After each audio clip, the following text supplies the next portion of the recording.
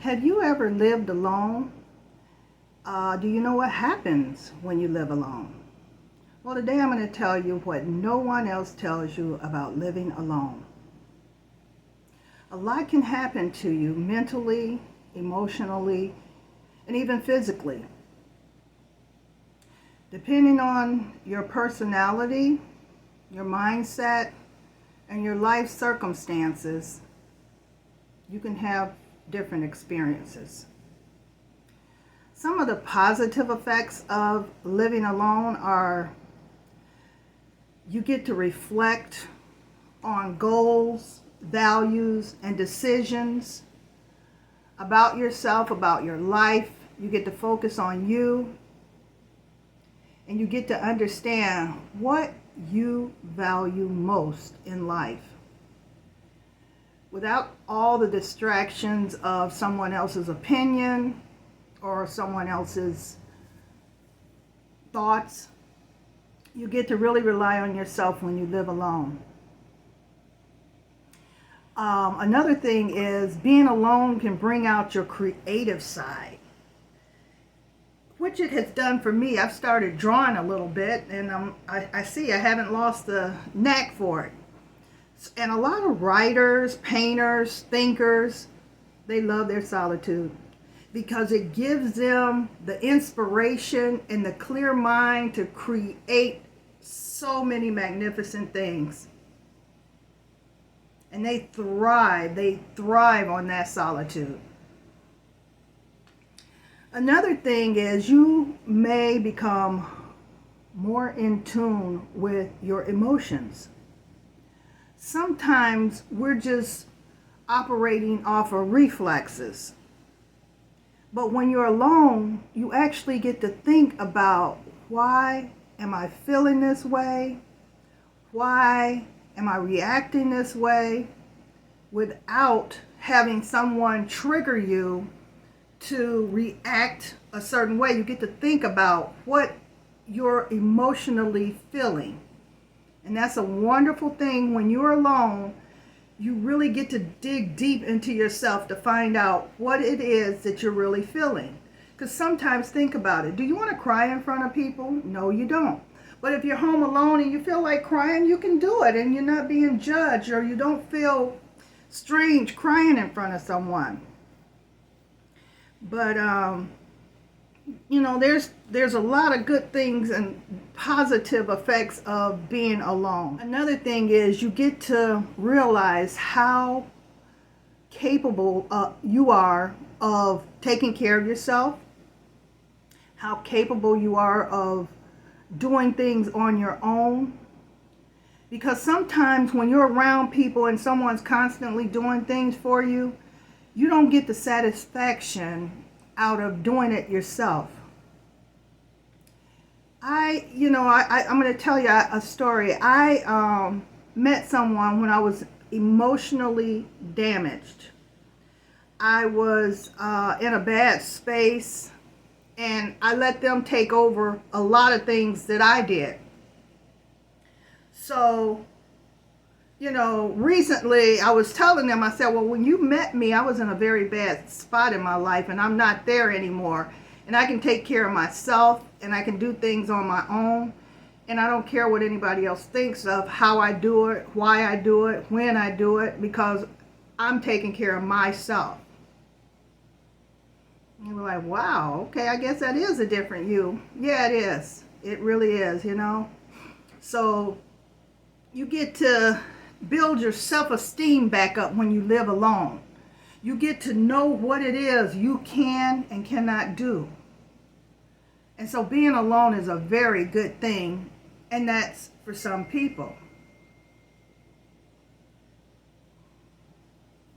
Now, there are some very negative effects that some people get from being alone. But then you have to realize, why are you alone? Are you alone because that's what you chose to be? Or are you alone because of uncontrolled circumstances, such as, losing a loved one, and now you're alone and you don't know what to do with yourself? That's a a circumstance that you did not prepare for. So you have to prepare yourself for being alone, even when you're not alone, because sometimes it's going to happen. I mean, it's going to be a shock, of course, but you have to learn to take the circumstances and turn them into the negative circumstances and turn them into something positive. But some of the negative effects of living alone are, you can feel really, really lonely. You can feel disconnected with others. You can just feel like nobody loves you, nobody cares about you. And that's a lot when the mental and emotional parts of you kick in, where you just feel alone. You feel lonely. You want company. You don't like being by yourself. And that's where you have to take control of your life and find something that you enjoy doing. Find something that makes you want to do it. You know, you don't just sit there and wallow in your loneliness. You find things that keep you busy. Being alone can lead to depression and anxiety because you may have a fear of being alone. You don't know what it feels like to be alone, and just, you know, from circumstances, you're alone. Now what? Now you're lost in these negative thoughts. What do? You reach out to someone. And it doesn't have to be anybody you know. There's online counseling and all of that stuff where you can reach out to someone and have them talk to you and, you know, build you up, make you feel better. And another negative thing is you feel isolated to the point where when you do go around people, you feel awkward. You don't know how to have a conversation. You don't know how to be in social situations. You just feel really strange, you know, because you're so used to being by yourself. So you have to, there's so many things online that you can do where you actually face the person. So at least you can have some social interaction online where you actually get to see someone. And another negative thing, or another negative effect about being alone is because you don't have someone that you share your thoughts with or share ideas with. You may have a lack of perspective, where you're not getting any feedback from what you're thinking, and you may not be coming up with some of the best ideas because you're only listening to your thoughts and you're not getting the feedback from another person to give you something else to think about. So that could be a very negative effect of being alone. There are some very good effects that come from being alone, but then there are some negative effects that come from being alone. It all depends on you as a person. So just remember that healthy solitude can be rewarding. The key is balance. You have to balance it out, being alone or being around people, and not for long term or anything like that. And learn to be comfortable being alone, but not to isolate yourself.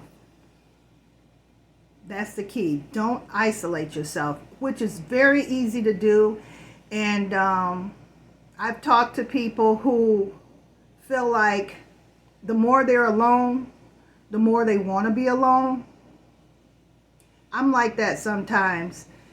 I can have a plan to go somewhere and do something, and then all of a sudden I just prefer to be by myself, not be around people, not do this, not do that. So, you know, you turn into what is it you call those people when they get older? A hermit? Where they just go into a shell and they don't come out and they just live isolated from people. Well, try not to do that. It's one thing to live alone, But it's another thing to isolate yourself from everyone. Now, you can live in your house alone, and that's fine. But when you isolate yourself from the world and don't want to go out into the real world, that's probably not so good. So I hope you guys got value out of this video, and look out for people who may be in your family, who you know are struggling with being around others, and you feel like they're isolating themselves. Keep your eye out on them. Give them a call every now and then just to check in on them. And even sometimes, I've gotten so good, I guess, at being alone that sometimes when my phone rings, it's like a disturbance. I don't want to talk. I want to sit here in my thoughts, and that's, I don't know, that's probably not good. But I do like socializing at times, but then sometimes it depends on the person. It depends who I'm around.